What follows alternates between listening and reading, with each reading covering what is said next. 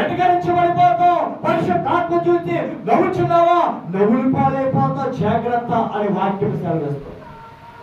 పరిశుద్ధుడిగా జీవించి పరిశుద్ధాత్మ ఆత్మవేకు వెలిగించాలి.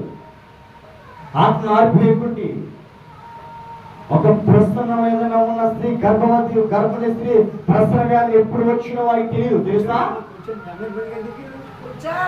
చూడండి, ఒక తల్లి ప్రసన్న వ్యాధితో ఉన్న గర్భవతి అయినప్పుడు ఆమె ఎప్పుడు డెలివరీ అవుతుందో తెలుసా? మనకే తెలియదు. అదే దేవుడు ఎప్పుడు వస్తాయో తెలియదు. ఎప్పుడు నీకు కష్టాలు వస్తాయో, ఎప్పుడు బాధలు వస్తాయో, ఎప్పుడు శ్రమలు వస్తాయో, ఎప్పుడు ఆటంకాలు వస్తాయో తెలియదు, తెలుసా?